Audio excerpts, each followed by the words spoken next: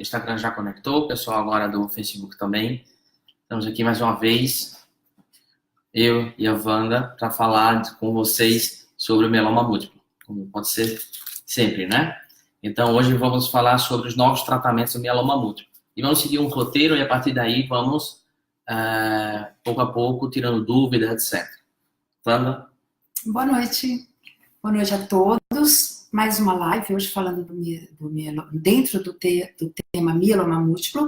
Nós vamos focar as novas drogas e os novos tratamentos. Não é isso, doutor Breno? Exatamente. E começando, eu gostaria de fazer a primeira pergunta, que se refere aos pacientes legíveis e não legíveis ao transplante de medula óssea.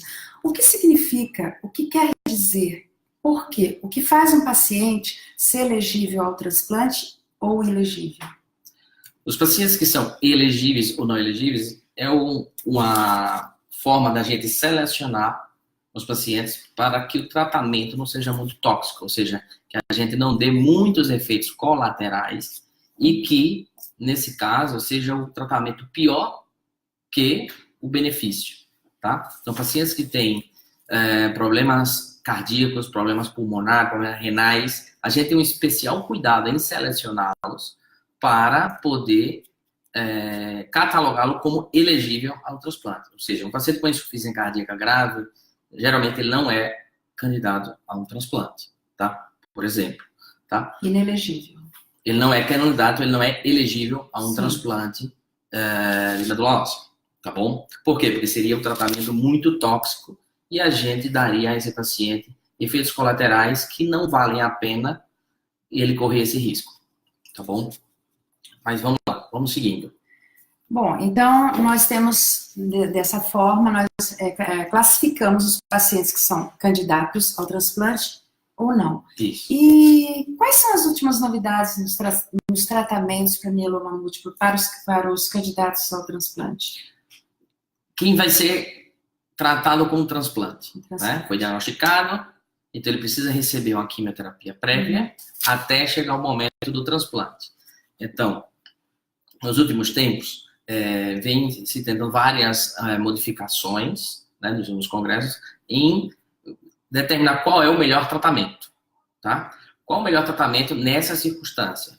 Então, para nós, aqui no Brasil, a gente utiliza combinações que vocês conhecem bem, que é a sopinha de letras, o VCD ou o VTD. Esse tratamento é bom? Eu posso dizer a vocês que sim. É um tratamento bom e é um tratamento usado na Europa como primeira eleição também, primeira opção. Primeira linha? Primeira linha como primeira opção para eles na Europa. Ou seja, na Europa se utiliza igual que aqui, tá? Se fosse nos Estados Unidos, sim, que seria trocado a talidomida ou a ciclofosfamida por Revlimid, tá? Mas é no cenário só Estados Unidos. Na Europa se trata a primeira linha como tratamos aqui no Brasil, tá?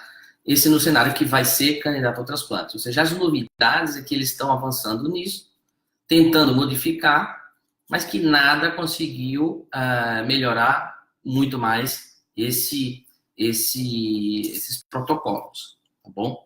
Outra coisa é no transplante. O transplante ainda embora surjam novas drogas, o transplante ainda é quase obrigatório na primeira linha, se o paciente é elegível, porque o benefício é claro, tá bom? Então a gente vai sempre utilizar o transplante nesses pacientes que são jovens, que não têm comorbidades, o transplante medula óssea junto com a quimioterapia para melhorar os resultados, tá bom? Agora podemos falar... Bom, então nós vamos falar agora dos pacientes inelegíveis. Isso. Né? São pacientes idosos, frágeis. Mas o que significa o termo inelegível, não elegível? É um paciente frágil. Né?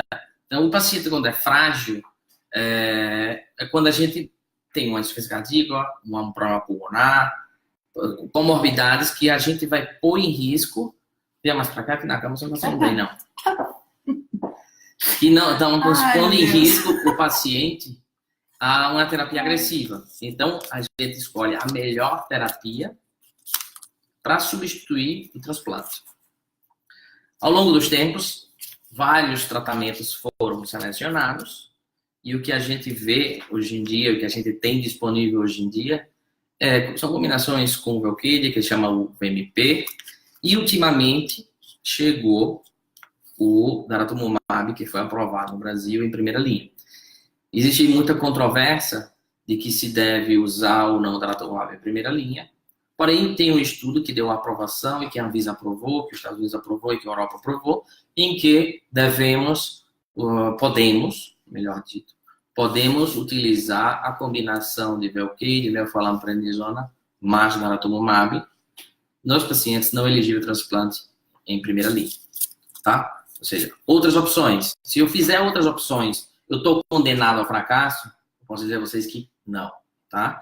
Esses são detalhes de ter um pouquinho mais de resultado, um pouquinho mais de resposta profunda, mas quem não tiver um acesso ao daratumumab na primeira linha pode perfeitamente ser tratado com combinações com VMP, etc. Combinações com 2 drogas só é que eu não recomendo. Por exemplo, só talidomida e dexa. Fica curto o tratamento.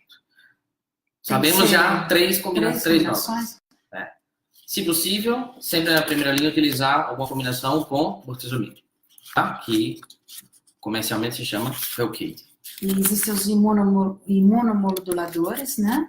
Então, aí já é outra classe de remédio, a talidomida, imunomodulador, mas não vamos misturar isso assim. Como conceitos, primeira linha, combinações de VCD ou VTD, que está disponível no Brasil, é útil, bons resultados, e os que são elegíveis vão ser transplantados.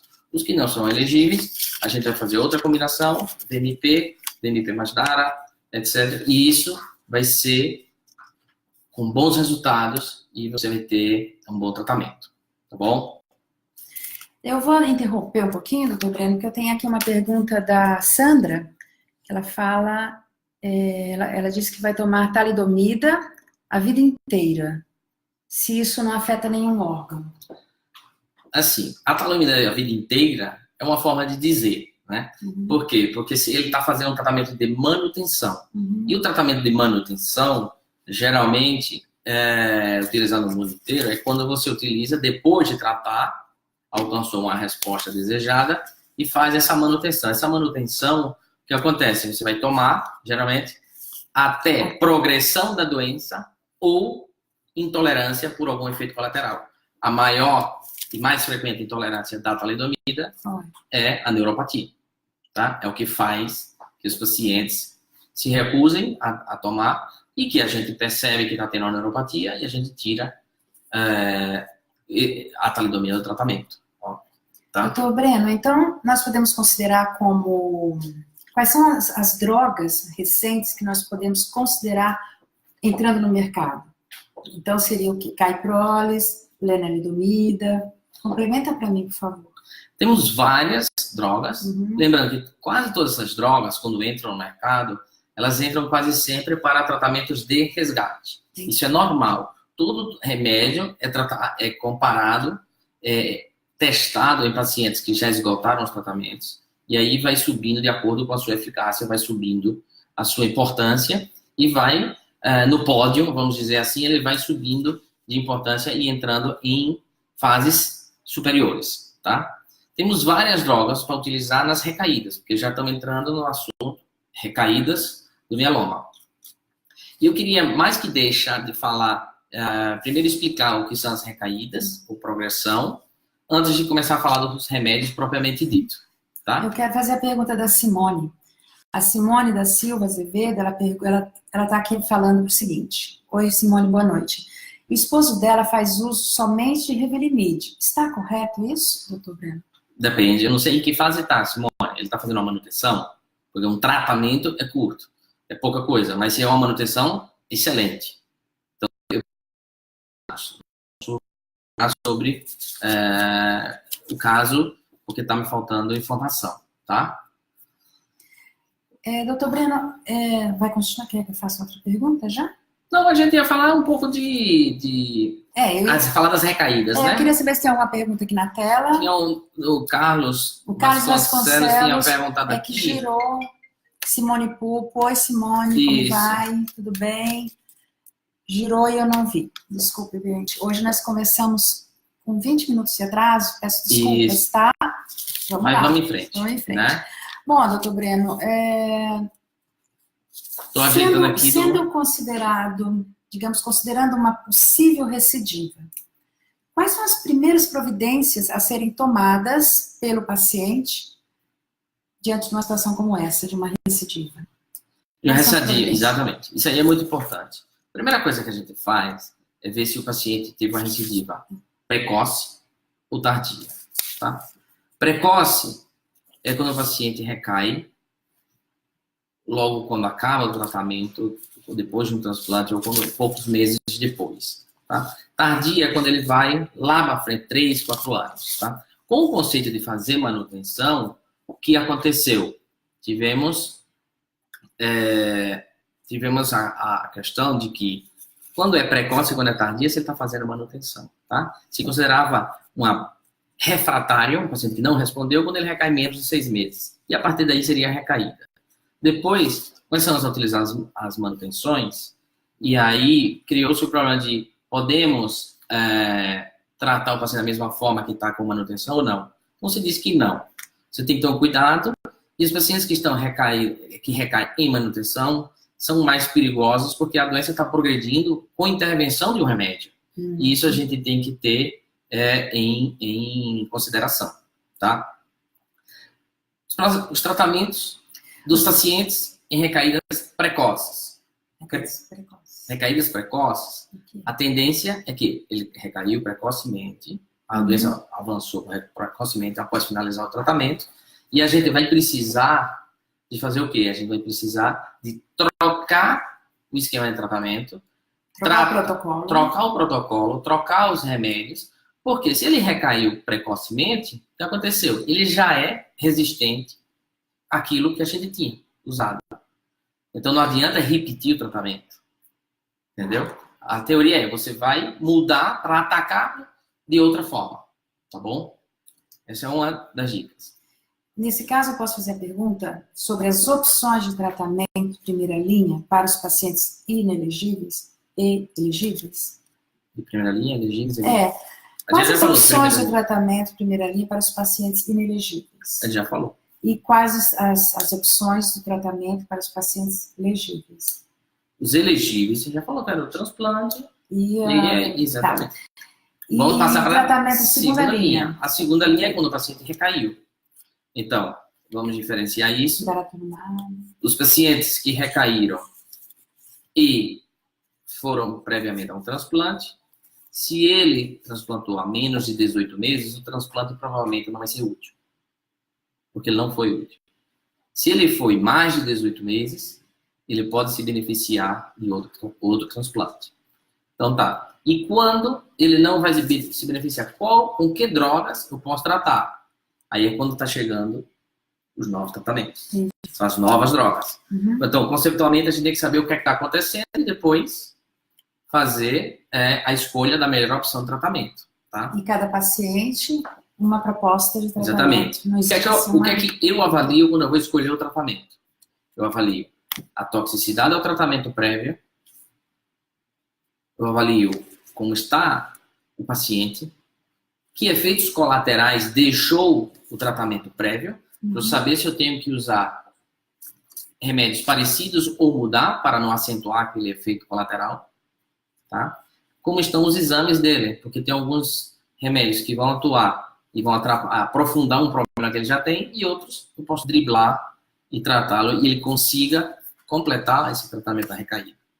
Agora vamos lá, vamos falar de... Eu queria fazer a pergunta sobre terapia de suporte. O que é terapia de suporte? Como ela é tratada? Foi encaminhamento de uma paciente. Tá. Tratamento de suporte. O tratamento de suporte são aqueles tratamentos que ajudam a evitar ou tratar efeitos colaterais do tratamento ou probleminhas da própria doença. Exemplo, anemia, tratamento de suporte da anemia. Ou a gente faz uma transfusão, ou a gente usa eritropoetina, coisas assim. Profilaxias para que ele não tenha uma infecção, por exemplo. Então, você dá um tratamento de aciclovir para os pacientes que usam bortezomib ou remédio desse grupo. São tudo isso as coisas. O Zometa é o tratamento de suporte para evitar fraturas ósseas. Tá? São todos. Ou consolidar, né? Ou consolidar, para ajudar na consolidação. Sim. Ou são os bisfosfonatos. São todos esses remédios que vão em torno ao tratamento, que não é uma químio provavelmente dita, mas que ajudam os pacientes a tratar seus sintomas ou efeitos colaterais. Agora, como prometido, vamos falar das novas drogas. Né? Que isso é o tema de hoje. E a gente já falou, enrolei, falei de uma coisa, falei de outra, mas não falei. A gente se enrolou aqui, realmente. Né? A gente se enrolou, né, doutor? Total. Hoje, total. Isso é fruto de desde 7 da manhã eu estou com uma dor de cabeça terrível. Eu também. E aí a gente resolveu cumprir com o compromisso. Exatamente. A dipirona não foi suficiente. Não. Mas vamos lá. Remédios. Dipirona. Vamos. Eu não posso com ela. Os remédios atuais, novos e atuais. Vamos separar por grupos, tá? No grupo que representa o time do bortezomib.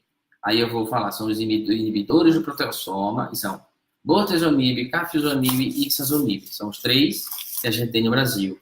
Quais são as peculiaridades desses tratamentos? Dicas para os pacientes. Todos os pacientes que recebam essas drogas precisam ter cuidado e tomar o aciclovir direitinho para evitar herpes. Tá bom? Outra coisa, esses remédios causam alterações nas plaquetas. Eu preciso frear, parar, suspender o tratamento porque as plaquetas estão baixas? Não. Tem que ter cuidado. O médico tem que ter cuidado porque essas plaquetas, elas caem e voltam. Elas caem e voltam. Então, o que a gente vai fazer? Só vigiar e, se precisar, transfundir. Dependendo do momento do tratamento, vale mais a pena eu transfundir plaquetas e seguir o tratamento, porque eu estou no início de tudo, eu preciso combater a doença, e o paciente vai se beneficiar do tratamento, do que eu suspender o seu tratamento e você não ter esse benefício do uso da droga, tá? Então, os pacientes desse grupo, bortezomib, ixazomib, carfilzomib, vai ter a profilaxia do vírus e o cuidado no hemograma. O Velcade, como vocês sabem, tem aquele problema da neuropatia. Também sempre avisar aos médicos. Às vezes fica difícil pela correria e a pessoa mais importante para detectar efeitos colaterais é a enfermeira que administra o remédio. Sim. E é onde vocês têm mais contato e formam um vínculo um vínculo afetivo, de amizade, e geralmente contam a elas. Mas eu sempre me preocupo de perguntar se está tendo algum efeito colateral. Isso é normal, tá? Para poder ajustar a dose, e às vezes isso tem um problema maior e a gente tem que suspender o tratamento, tá? Com a introdução do carfilzomib, isso é interessante, que são os idosos com insuficiência cardíaca, que tem um medo aí de que isso pode ser perigoso para os idosos. Mesmo achei, cuidado, somente. O médico tem que ter cuidado, porque é uma droga muito boa, muito importante para o mieloma. Na verdade, eu ia perguntar agora quais são os cuidados que devemos ter com a chegada das novas drogas. Exatamente.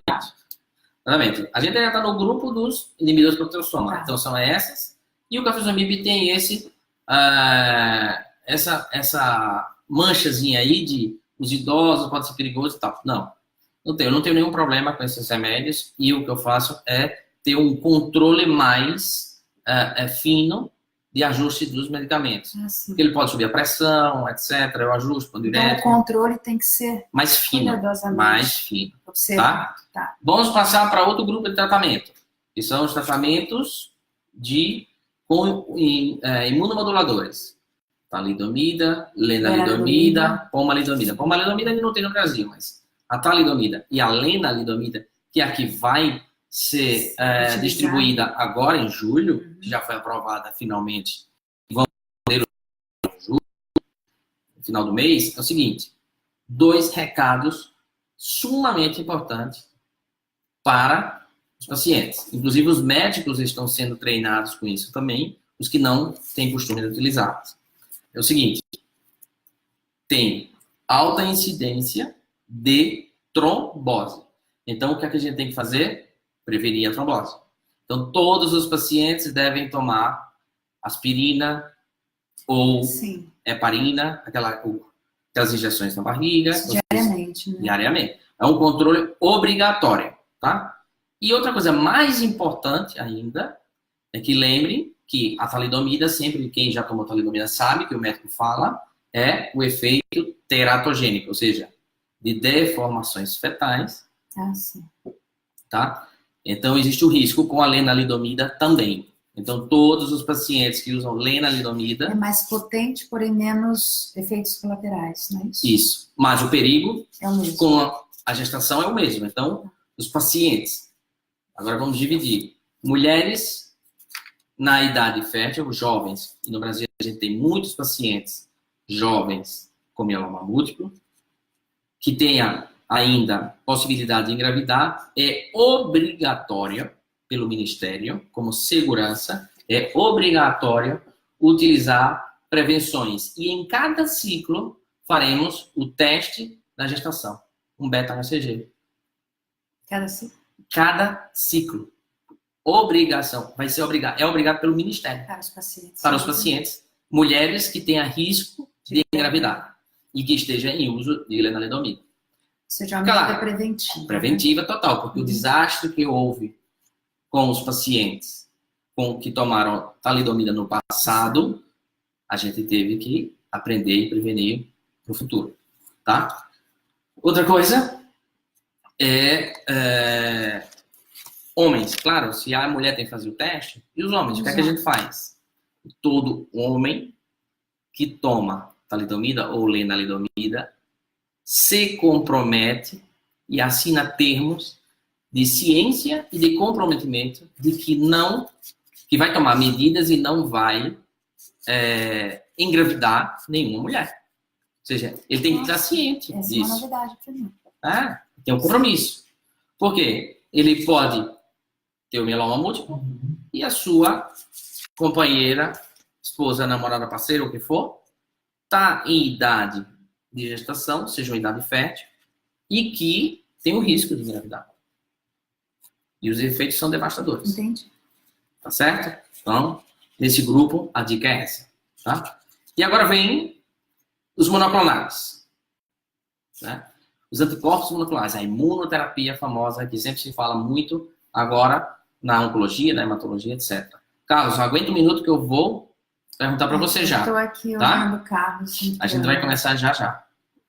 A imunoterapia, que são elotuzumab, daratumumab, são os dois mais importantes que vamos utilizar agora. Né? O elotuzumab foi aprovado, mas ainda não foi lançado no Brasil, está nessa fase ainda. E o daratumumab, que todo mundo já conhece e que está sendo usado. Qual o problema do daratumumab? Assim, tolerância, excelente. Eficácia, excelente. Temos que ter os cuidados na infusão inicial, tá? Na infusão inicial, por quê? Porque como é um anticorpo, é como se fosse uma vacina, pode ter uma alergia, tá? E o que é que a gente vai fazer? A gente vai tomar medidas preventivas colocando pré-medicações, tá bom? Ou seja, pré-medicações para evitar uma reação alérgica ao daratumumab, tá? Os pacientes que têm antecedentes de DPOC, problemas pulmonares, respiratórios, então a gente tem que ter um cuidado mais especial de pré-medicar mais para evitar uma reação alérgica importante. Porque tudo isso não deixa de ser cuidados para evitar que o paciente deixe de tomar uma medicação importante para a sua doença por conta de efeitos colaterais. Entendeu? É otimizar o uso. Tá? É otimizar o uso. Agora eu queria fazer aqui, vamos ver a pergunta do Carlos que ele queria? Temos que voltar, porque não está sendo visível. Cadê o Carlos? O Carlos para baixo. Vamos lá. Não, assim. Enquanto o doutor Breno procura a pergunta do Carlos, eu queria fazer uma consideração para o doutor Breno comentar. Nós sabemos que o acesso aos medicamentos é dificílimo no Brasil. E que os pacientes importam com seus próprios recursos as drogas que eles necessitam. E muitas vezes eles recorrem a processos judiciais. O que está qual é a droga, doutor Breno, que é veiculada, que é comercializada fora esses processos judiciais? Então, tá. Carfilzomib, Fechando. bortezomib, carfilzomib e daratumumab já estão autorizados para venda, já são distribuídos nos hospitais e nas farmácias. Pelos convênios. No SUS não está. Esse é um problema e é a grande guerra que nós temos em poder tratar no Brasil mieloma da mesma maneira em todos os lugares. E às vezes até a talidomida, a velha talidomida, tem um pouco de falta de abastecimento, né? Difícil encontrar. Exatamente. Né? A lenalidomida será colocada à disposição para uso no final do mês, tá? Foi depois de 10 anos de luta. Vamos comemorar, a gente vai comemorar, né? E vai utilizar. Por que a lenalidomida é tão importante? É uma droga importante porque ela é beneficiosa, ela é útil no mieloma múltiplo, mas as novas drogas que vão chegando depois, muitas delas se juntam à lenalidomida para um efeito. Então, um efeito beneficioso. Então, o que é que a gente precisa? E aprovar a lenalidomida para chegar a novas drogas. Não só por ela, como pelos parceiros dela. Senão, não tem interesse de trazer essas drogas para o Brasil. Entendeu? Então, é fundamental. Fundamental. E é um dos únicos países que ainda atrasados nessa distribuição. Graças a Deus, assim, esse último ano a gente conseguiu aprovar muito, teve essa sorte de uma aprovação aí maciça, e estamos aí. Alôzinho aqui para a doutora Diana Chelega, nossa... Oi, chegou, doutora. A doutora daí, boa noite. Doutor Disseu, nosso hematologista também, companheiro, e estamos aí. Fiquem à vontade para contracenar aqui com o doutor Breno. E a pergunta do Carlos, eu não estou conseguindo encontrar aqui. Olha no meu celular. Ele falava algo do abastecimento do melfalano. Ele tem um problema do melfalano aqui. Eu estou tentando encontrar. E eu não estou encontrando aqui. Não está encontrando, né? Mas é isso aí, tá? Então, vamos utilizar com bastante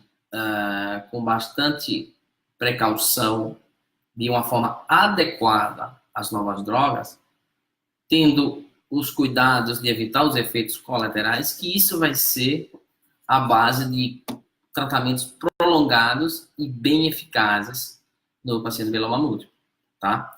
Porque nós sabemos que no Brasil o diagnóstico precoce é um sonho, né?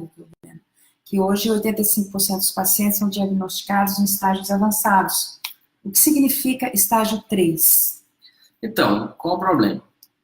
Primeiro por que os pacientes são diagnosticados em fases avançadas? Tardio. Fase avançada, diagnóstico tardio. É simplesmente pelo acesso, tá? O paciente os pacientes do convênio são vistos mais precocemente, você tem acesso ao médico de uma forma precoce com qualquer sintoma, né? Então, quando a gente faz essa estatística, muitas vezes porque são pacientes do SUS, que não tem acesso, e então a lista de espera para ele ter o atendimento é alta, né? Existem muitas iniciativas e projetos, que era a lei do câncer, 60 dias, essas coisas, para poder o paciente ser atendido, né? Então, um dos problemas era esse. Quando o paciente é diagnosticado já em fases avançadas, é porque ele tem uma anemia profunda, é porque ele tem várias fraturas ósseas, tá? Tudo isso são uma hipercalcemia, tudo isso vai juntando e a gente põe no que chama critérios de risco do mieloma múltiplo. Ele vai somando características para ter um estágio inicial, intermediário ou avançado, tá? Outra coisa é características genéticas, mas não vamos entrar no assunto tão muito complexo e que a gente utiliza também para ver se um paciente pode ter uma doença mais agressiva ou menos agressiva, tá bom? Bom, uma pergunta. Essas perguntas nesse tema e aguardando que... Aqui o Carlos, achei o Carlos. Achei a pergunta do Oi, Carlos. Eu vou ler aqui, viu, Carlos? A próxima vez eu vou fazer minha lei de contato. Se for acaso, se por acaso tivéssemos outra crise na fabricação do melfalano, como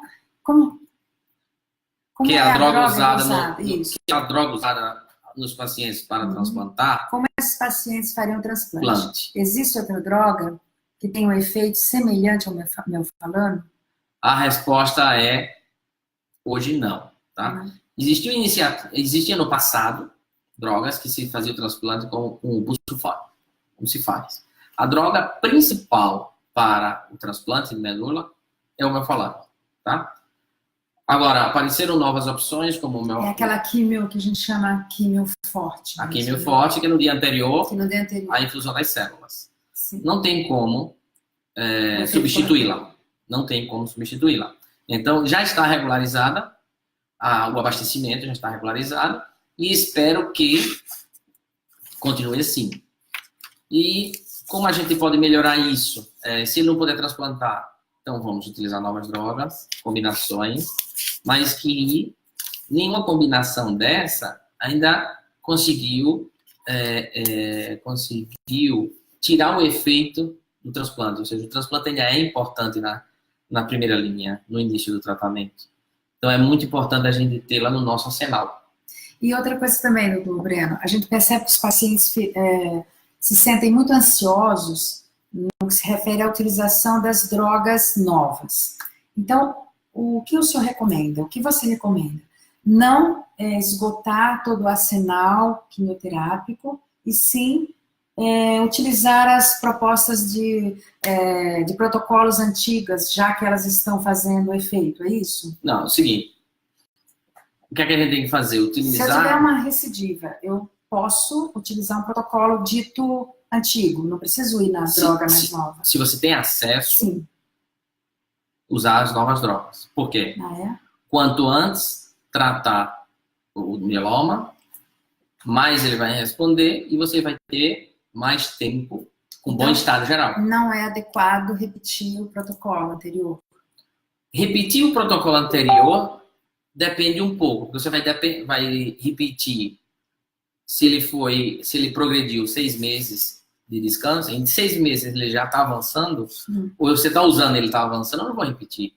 Mas, se eu tenho que mudar, eu mudo sempre utilizando alguma droga nova. Por quê? Porque o benefício de tratar melhor quanto antes, isso se traduz em qualidade de vida e mais tempo livre da doença. Então, nós entendemos que o controle regular pós-TMO é absolutamente necessário.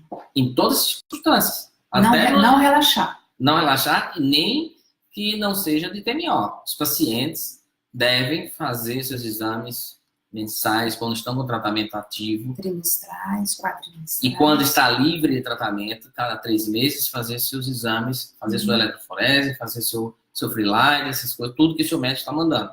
Não pode relaxar. Porque quando se detecta uma recaída, você trata rapidamente. Quando você relaxa, é como se fosse no inicial do transplante, no inicial do diagnóstico. Aquele diagnóstico tardio, onde você vai estar exposto a que tenha uma insuficiência renal, uma fratura e tal. Então, quanto mais de perto a gente percebe que a doença está querendo acordar, a gente já toma medidas para que isso se acabe. Esse termo, a doença acordar, ela sugere sintomas. Sugere sintomas, sim. Sintomas de fraqueza, anemia, cansaço, dorose, etc. E tal. Tá. Mas se você segue os exames regularmente, a maioria dos casos já vai aparecer que a doença está acordando nos exames. E aí, o que é que eu vou fazer? Eu já vou acompanhar e temos critérios biológicos, ou seja, de exames de sangue, que indicam que a doença já está acordada e que eu preciso tomar uma decisão e iniciar um novo tratamento. Tá? Eu não preciso esperar que o paciente esteja com sintomas para começar o tratamento. Porém, doutor Breno, agora saindo do nosso roteiro e lembrando das conversas que nós temos entre pacientes, é muito normal nós conversarmos e compararmos exames, às vezes é um nívelzinho a mais, um númerozinho para lá, outro para cá, pequenas mudanças dentro dos exames, elas devem ser consideradas, assim como também a ocorrência de algumas infecções urinárias, ou de garganta, uma gripe, um resfriado, essa situação alteram os exames. Então, deve-se repetir os exames quando isso acontecer, é isso? Sim. Deve repetir os exames e você deve sempre estar em contato com o seu médico. Porque saiu uma alteração, a primeira coisa é o desespero, tá? É o desespero do fantasma de ter, assim, aquele caos e a doença voltou. Então, a conduta é sempre repetir os exames. Repete os exames, vai, conversa com o médico, saber se tem algum fator que esteja confundindo, tá? Porque agora eu estou com anemia, mas pode ser por uma infecção, ou que estou tendo infecção de repetição e seja justamente pela progressão da doença. Então, por isso é importante você comentar e conversar, essa parceria médico-paciente é tão importante, tá? Essa relação é muito importante para poder você estabelecer esse vínculo de saber o que está acontecendo e que o médico te dê uma resposta, o seu médico adequada, fique em contato e ele conheça o que está acontecendo. Então, é muito importante o relacionamento entre médico e paciente, no sentido de que o paciente se sinta à vontade para sanar totalmente as suas dúvidas. Totalmente. Totalmente. É a base de tudo. É a confiança e a relação médico-paciente. Sem isso, não adianta. Não restringir perguntas, não se intimidar, ir fundo nas suas dúvidas. Total. Ir fundo. Não sair do consultório até entender o que você queria saber. Né? Às vezes não conseguimos dar a resposta, porque não tem resposta. Então, quando não tem resposta, eu mesmo falo, não sei, mas vou procurar saber. Por quê? Porque não temos a razão de tudo. Sim. Isso é natural. E o que a gente tem que fazer é, não tenho a resposta agora, mas vou procurar, vamos ver o que está havendo e a gente vai conversando, tá? Vamos, 37 minutos. Bom, nosso tema... Bate-papo. Nosso tema, considero cumprido, considera, doutor Breno?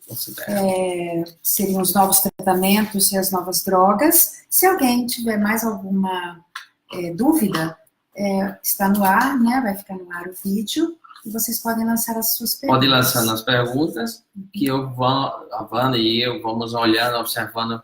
E não entendam bem, eu sou paciente, né? Eu quero deixar isso bem claro.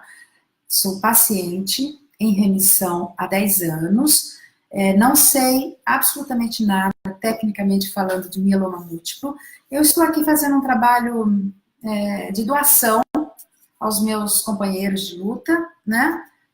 Não me sinto guerreira, mas nesse momento sim, estando aqui ao lado do meu querido doutor Breno, contracenando, às vezes a gente escorrega aqui, escorrega lá, até porque nós somos assim, imperfeitos, tá? Exatamente. Então, para finalizar de hoje, só agradecer que vocês tenham ficado com a gente aqui. Os que vão assistir depois, mandem perguntas, comentários, o que precisar. Doutora Adriana, hein? Doutora Adriana, nossa parceira, já fizemos uma live juntos, que teve aí uns probleminhas técnicos, mas a gente conseguiu... mas hoje a gente também deu uma escorregada, né? Deu um consultório deu tarde, mas deu certo, tá? Então, um abraço a todos, mandem as perguntas que quiserem, as dúvidas que quiserem, que a gente tenta resolver, e novidades chegando por aí, que a gente vai tentar responder a tudo que for preciso. Pessoal, tanto do Facebook como do Instagram, e todos esses vídeos serão colocados no canal do YouTube, tá bom? Chama hashtag Vencendo Mieloma, hashtag Minuto Mieloma. Unificando agora. Exatamente. Boa noite. Boa noite a todos.